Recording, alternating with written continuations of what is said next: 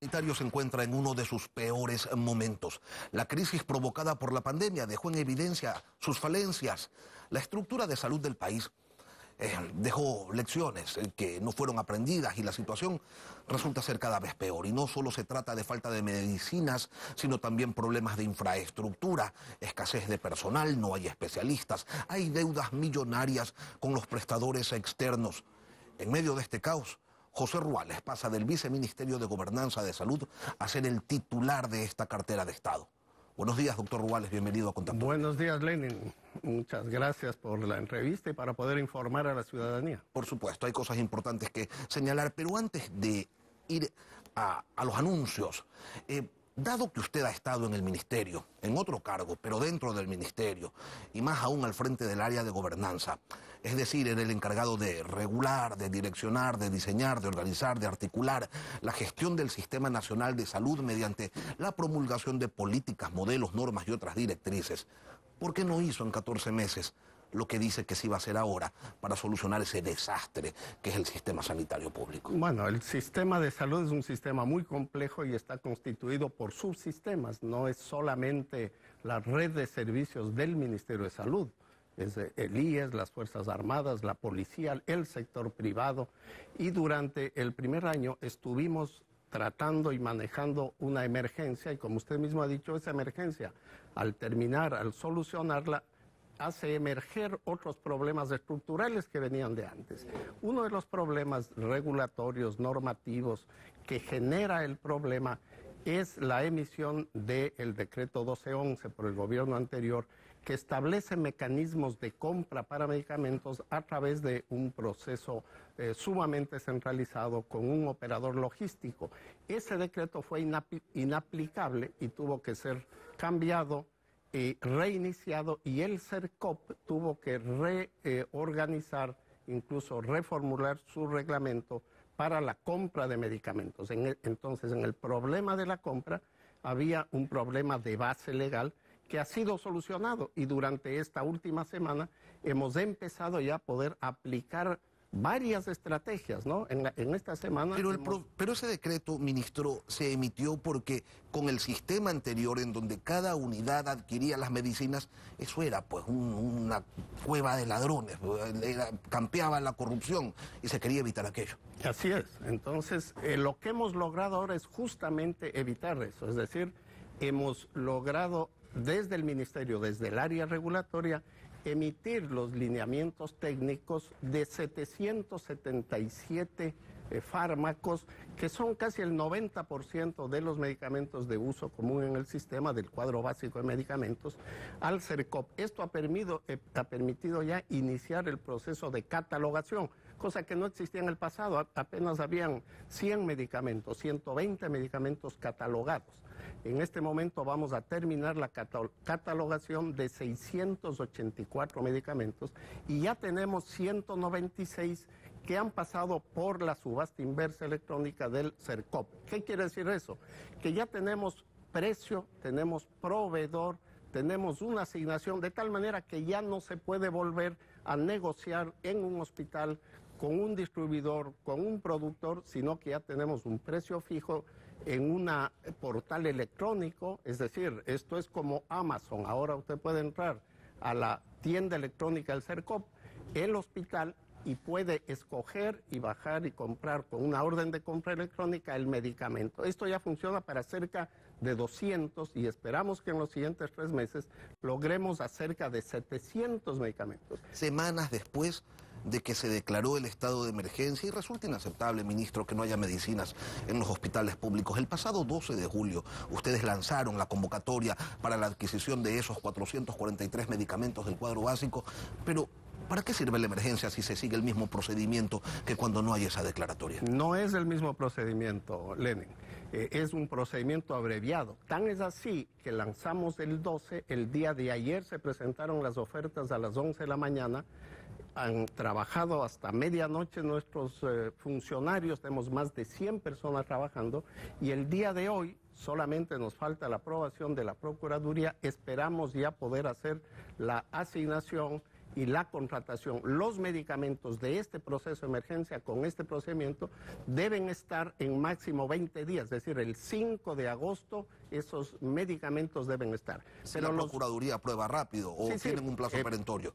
Hay un plazo perentorio, hemos hablado con la Procuraduría porque es una cláusula solamente que tienen que aprobar, pero al mismo tiempo empezamos por el modelo de subasta inversa y hemos hecho ya más de 780 órdenes de compra que empezaron a llegar y que llegan esta semana y la próxima los primeros medicamentos y van a seguir llegando hasta el mes de noviembre. Con eso vamos a cubrir 8 meses.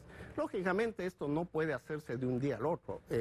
Y la ciudadanía va a empezar a sentir a finales de este mes que ya los medicamentos y los insumos médicos empiezan a llegar. Díganos, ministro, que al menos el 100% de los medicamentos del cuadro nacional básico ya están en ese catálogo electrónico, porque ni siquiera eso se había hecho y entonces compraban de pucho en pucho y como gran solución se iba pues hacia la subasta interna y eso se demoraba tanto que sumado a otras negligencias provocaba el desabastecimiento. Así mismo es. Eso es lo que hemos logrado, ¿no? De alrededor de 70, 80 o 100 en el pasado, estamos llegando a 684 medicamentos. ¿Y el otro 10%, ministro? El otro 10% no es catalogable, ¿no?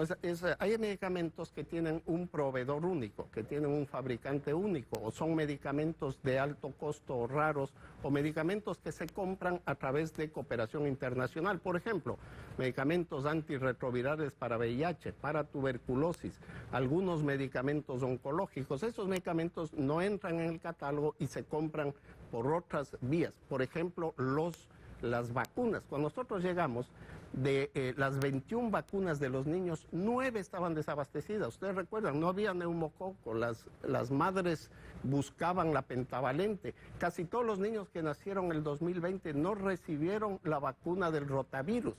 A partir del mes de octubre estamos abastecidos y estamos ahora abasteciendo hasta abril del 2023. Es decir, ya no se habla de ese problema, ya tenemos abastecimiento total en vacunas infantiles. De la misma manera, estamos avanzando. Y esto lo hemos hecho antes de la emergencia. Las personas con enfermedades raras, catastróficas, ayer hicieron un plantón en Quito, hicieron una misa para ver si Dios los ayuda porque el Estado no les responde. Ministro, usted dice, ok, eso tiene un proveedor único, eso requiere otro sistema. ¿Cuándo van a estar esas medicinas disponibles? Porque ellos los necesitan más que el resto.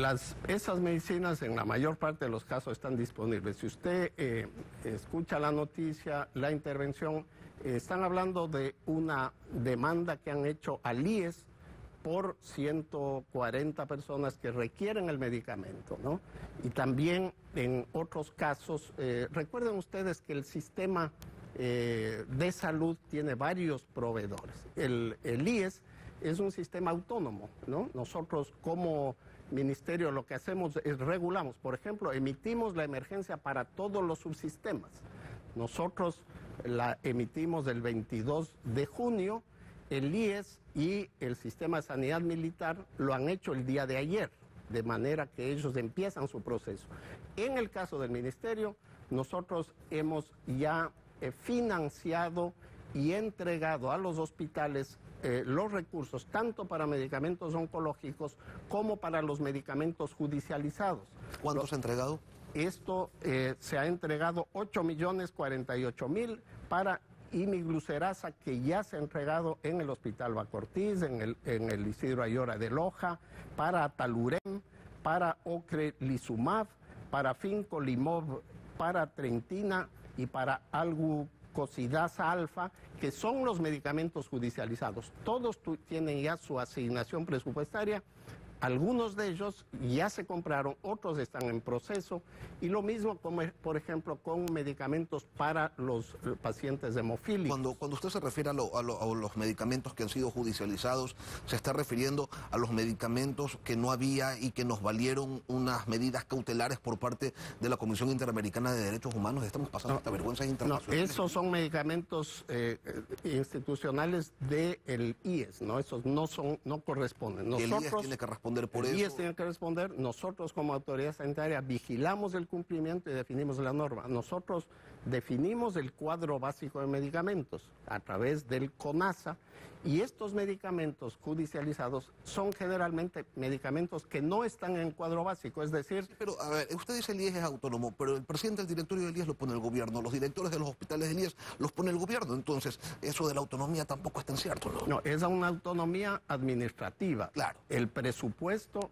es un presupuesto propio que es generado a partir de el impuesto al trabajo a los trabajadores y a los empleados.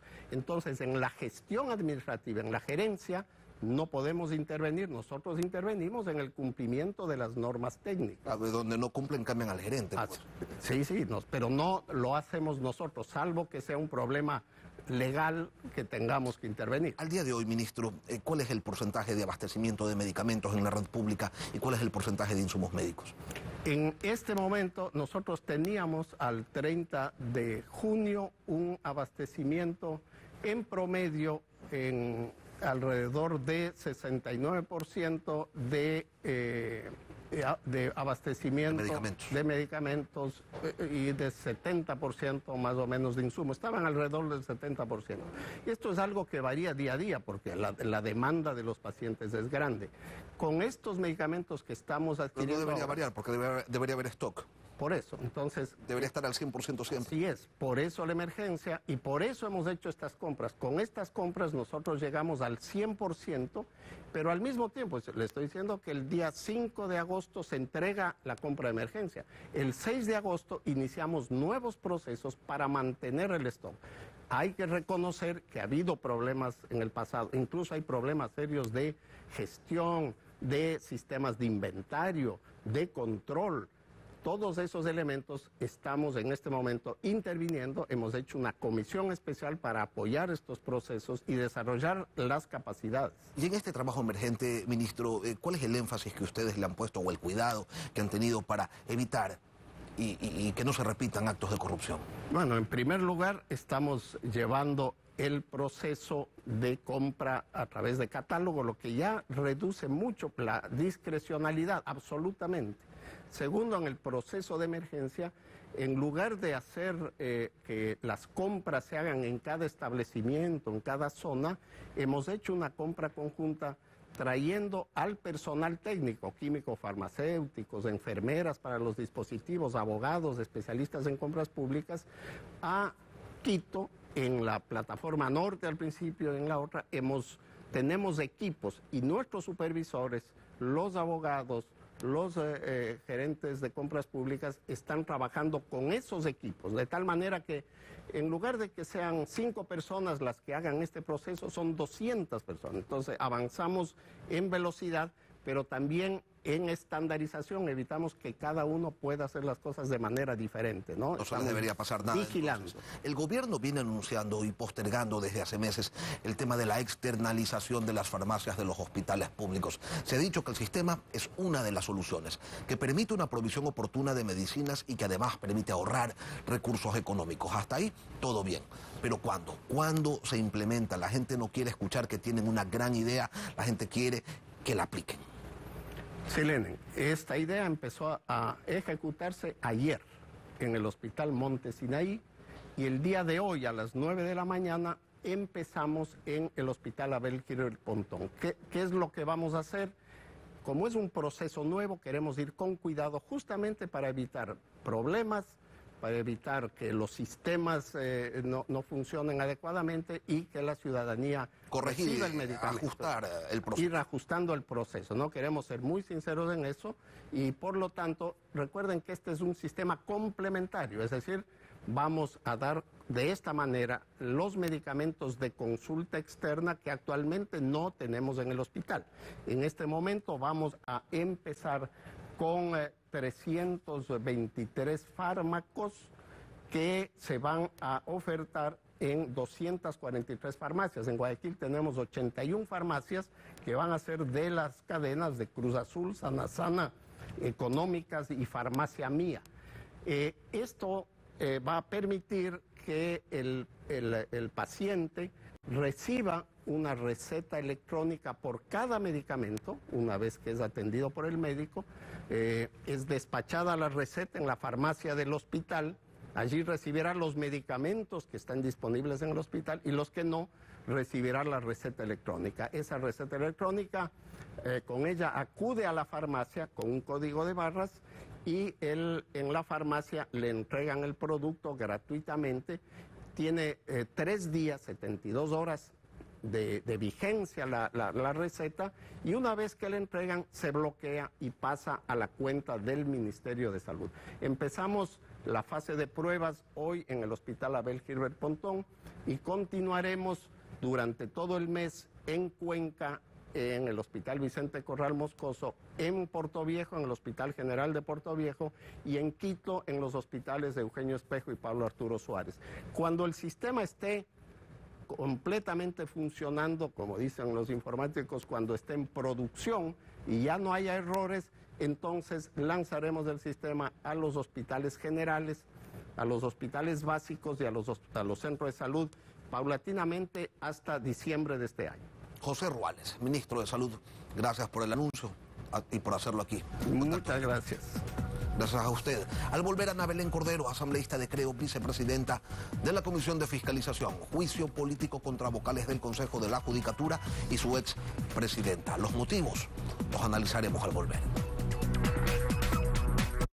Jaime Carrera, Ana Patricia Muñoz y David Almeida nos explicarán por qué el subsidio a los combustibles es una historia sin fin en Políticamente Correcto, con Carlos Rojas y Claudia Roura, domingo 10:30 de la mañana por Ecuavisa. El Panteón Metropolitano es el cementerio de la nueva ciudad. Está ubicado en el kilómetro 8.5 vía la costa y cuenta con vías de fácil acceso. El Panteón es un parque ecológico y natural, donde se conserva el recuerdo de tus seres queridos en un entorno moderno y lleno de paz. Panteón Metropolitano, Junta de Beneficencia. Hoy en el Centro Cicatricure nos cuentan cómo sucedió este hallazgo científico. Mientras realizábamos un estudio de Cicatricure para reducir las cicatrices, se observó en un paciente con una cicatriz cerca del ojo, que además de reducirle la cicatriz, le redujo las arrugas. Se determinó que la fórmula de Cicatricure Crema Antiarrugas ayuda a reducir arrugas y líneas de expresión. Cicatricure Crema Antiarrugas, el hallazgo científico que puede cambiar la edad de tu piel. Encasillar es para cuadrados. Es momento de hackear estereotipos. Hay gente que sigue pensando que los ejecutivos son serios. Soy ejecutivo y gamer, sí, de serio. Venimos a hackear estereotipos y conectarte con todo lo que eres. Porque la gente de hoy es 1000 cosas a la vez. NetLife, somos más que internet. Llegó la promo más grande de nuestra historia. Maxi Aniversario. 70 años y 70 autos para celebrar. Por cada $30